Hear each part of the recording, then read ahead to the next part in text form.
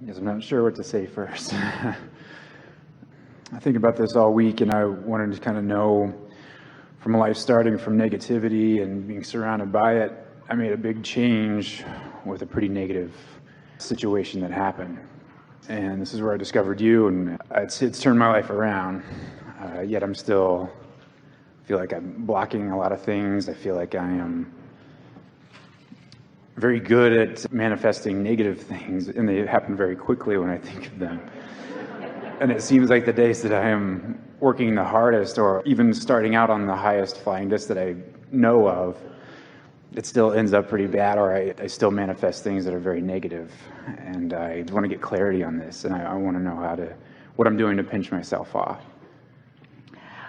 Well, it's logical that if there is something that has some momentum going, that the momentum might play out. We've been saying for a while, to try to get you to relax and have a little fun with it, that it's like sometimes you have fallen out of an airplane with no parachute and you want to know, what should I do now? And we say, don't worry, it'll be over soon.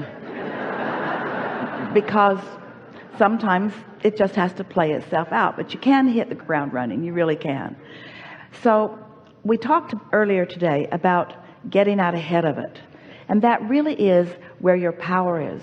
The difficulty is that if there's something negative that you have your attention on, then you're producing more momentum for more negativity. And a good analogy, we know that you know this, and perhaps it is not necessary for us to compound the problem with an example about the problem, but this can be helpful. Imagine that you are moving forward, and from your mouth is spewing a sort of mist that is causing a fog, a red inky mist that is making it difficult for you to see and experience things. But you just keep spewing the mist, and so you keep having that experience. And if you just stop spewing it, in a little while the mist will dissipate, not instantaneously. But it's hard to stop spewing the mist, because while you're in the middle of the unwanted mist, you're usually talking about the mist you're in, which just causes you to spew more of it, which you're then talking about, and so it never quite gets cleared up. And then you meet those people who remember the mist, who, even though you've kind of cleared it up and aren't thinking about it, they're remembering it because it hasn't quite dissipated all the way. And so it really is more about that. But bit by bit, you can get into a different place. And here's the easiest way to do that. When you sleep at night, that mist stops. You aren't spewing it while you're sleeping, because your consciousness leaves your physical apparatus, just like when you make your final transition, when you have what you call your death experience. When you sleep, your consciousness is not having a point of attraction. So that's a really good time for that mist to clear up.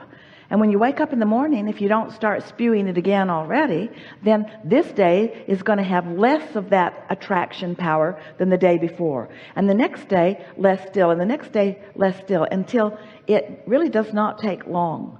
But it takes some understanding of what's causing the mist, and some willingness, or maybe even discipline, to focus on things that feel better. It's not easy to have something that's happening, or someone that's after you, or something. It's not easy not to react. It's a normal response to react. If something's coming at you, you sort of want to defend yourself. But you have to get out of that defensive place, which means you have to be focused upon other things. And you can't focus upon negative things and positive things at the same time, or bad feeling things or good feeling things at the same time. Just stop being hard on yourself about the contrasts that you experience. Look for the benefit in it. Here's something really good to say. Even if you're experiencing something really not wanted, say to yourself, since things are always working out for me, there must be value in this. And then look for it. Look for the value. We know that sounds good. Is it practical enough for you to apply it? Yes, absolutely. And I've wanted to adopt that very thinking. And when good things do happen, I like to acknowledge them. I say, hey, well, at least I'm doing something right. I must be thinking the right way. I'm attracting this the right way. And it almost seems immediately that that's when it changes. Goes right back to the opposite way. Well, a desire has two ends on the stick. There's what's wanted on one end of it and the absence of what's wanted on the other. So maybe sometimes when things are going well, it does make you think about the other end of the stick. But that will happen less and less. It just happens less and less. You can't miss this, knowing what you now know and where you now stand in relationship to what you know. There's no way that the unwanted will not continue to dissipate. It will. It must continue to dissipate. Anything else would be illogical. We want you to just relax in this and not get too upset with yourself. Esther does that sometimes too. She'll say, I should know better. And we say, what about sometimes traveling through an unpleasant neighborhood or environment on your way to a beautiful park? Sometimes those unwanted things are just causing you to ask with stronger clarity about what you do want. It's all part of it. And you didn't come into this physical experience intended by yourself or anyone else to figure out how to be perfect and get it just right all the time. That's why we say you never get it wrong and it's never finished. And the reason that you can't get it wrong is because it's never finished. So you just, from where you are, you keep getting out ahead of it again and getting out ahead of it again and getting out ahead of it again. We want to say this. We think it will help you. So have you been listening to us for a while? Even though it's your first time here, have you been listening to us for a while? So you've been hearing us talking about the vortex, which is that vibrational version that precedes the manifestation of things. So here's this vibrational version. We even gave it a name because we wanted you to feel the realness of its existence. So as it is in the state of becoming, because law of attraction is responding to it too, it's gaining a momentum. And if you are in the vicinity of the momentum that it has gathered, then you receive answers and ideas about it. And that's really what we mean by the receiving mode of what your inner being knows and who you've really become, what your life has caused you to become. So as you feel better more of the time, as you care more about how you feel, as you put higher emphasis on the joy part of the triad of intentions, so that you are feeling better more of the time and ideas begin to flow to you. When those ideas come and you know that they came from that source energy place because they came with such a burst of enthusiasm and you felt so good about them initially, at least, as those ideas play out, it's like that 4 days of magic that our friend was talking about. Things just unfold beautifully. But if you're feeling vulnerable, or if you're feeling picked on, or if you're feeling misunderstood, or if you're feeling taken advantage of, or if you're feeling angry or defensive, or any of those natural human emotions that you all feel from time to time, that's a receptive mode too. And what comes from that are unpleasant conversations and unpleasant experiences and unpleasant things. And we don't want to hurt your feelings as a human race, but most of what you all are doing is from there.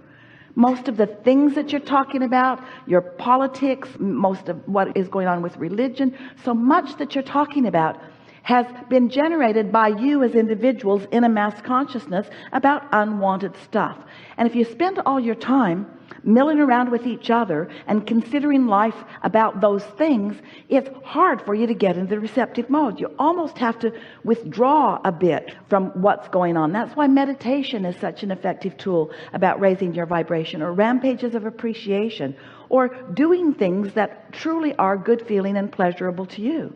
You just have to find some way of disassociating with the momentum of this. And we acknowledge, we give all of you credit. That is not an easy thing to do with all of the media and all of the information that's coming at you and all of the opinions that surround you. But that's what we mean by getting out ahead of it rather than being a reactor, because it's not easy to live in this world observing much of it at all without reacting to things. You see things on television every day that you react to. And when you're reacting, you're spewing a vibration. And that vibration, if you do it often enough, is going to become a momentum that's going to feel hard for you to do something else about. So we don't want you to go off and live in a cave. We don't want you to go off and hide from the negative people at work or from the television. We don't want you to disengage from life. We want you to get a deliberate grip on yourself and acknowledge that stuff happens and that's just what's going on. But who you really are is someone who mostly leans toward compliments rather than criticisms. In other words, just remind yourself who you really are. Because with each and every negative experience that you have, there is a counter asking for something that you do want. You can't have a negative experience without throwing a desire for something improved in your vibrational reality. And this is what the evolution of all species is about. All expansion of all things is about that. So what we really want to say to all of you in an emphatic way is that if you want to get into this receptive mode where those magical rendezvous happen, and if you really do want to live happily ever after, it is going to require some disengagement from the stuff that you are reacting to. So we've been talking about step 1 is contrast of life causes you to ask, and step 2 is source gathers everything that you've asked for and gives it to you. When you ask, it is answered. Step 3 is even though it's answered and it's in a vibrational form that you can't receive unless you're in the vibrational vicinity of it. So you've got to be in that place where you can receive the good ideas. And step 4 is mastery of that. Step 4 is just getting so good at that. Step 4 is caring more about how you feel than anything else. In that triad of intentions, you care more about the joy than you do about anything else till you get really good at it. And then step 5, oh, it's our favorite step to talk about, and it especially applies right here and now with you. Step 5 is where you're not mad at yourself when you dip back down into step 1, because step 1 is essential to the equation of eternal expansion. But feel the difference. When you have mastered this step 3 of being in the receiving mode, when you are in the state of allowing and you're really good at it, so you know how to get there, and you get there easier today than you ever have, and easier tomorrow even than today, because you've practiced it, and so you're doing it deliberately and you feel good about it. Then when something happens that you have previously observed and really taken a strong negative hit on, and maybe even gotten all defensive about, once you've mastered that and you are in what we are calling step 5, you can observe without getting all balled up in it. So you become not reactionary to things you can't control. You may observe them, but you've got such momentum going for yourself about your well-being and about the well-being of the planet and about the well-being of others. Well-being is so dominant within you. It's like watching a child fall down or be unhappy about something that he can't do, and you're not really worried about him, because you know that's just part of learning how to walk. So you're not down there crying with him. You're encouraging him because you know it's going to be okay. And that's really what step 5 is. It's knowing that it is ultimately okay, that the dominant momentum is that you are a magnificent person. The dominant momentum is that good things are coming to you. The dominant momentum is that you do good things. The dominant momentum is that life is supposed to be good for you. The dominant momentum is that things are working out for you. That's the dominant momentum. And when you really get there, you are far less reactionary to most of the world that's down here fussing over stuff that doesn't matter. Helpful? Yes. And I have time away from work, and those are the times that I really do well, and I bring myself back up to a higher place. And I have identified that even the drive to work here, if anybody lives in Phoenix here, they know, just driving to work or even just being at work, that's what takes me down so quickly. But that was what we were just talking Right. about. If you're really doing this work, nothing will take you down. Because if that were the case, if you all are to live very conditional lives where everything has to be beautiful and wonderful that you are observing in order for you to feel good,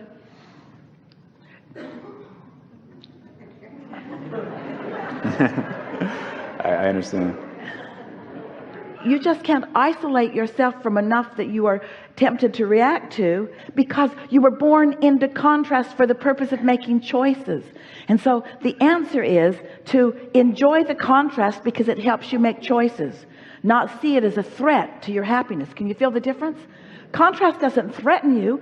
It's what has given birth to your vortex. It's what feeds your vortex. It's what the expansion of the universe is all about.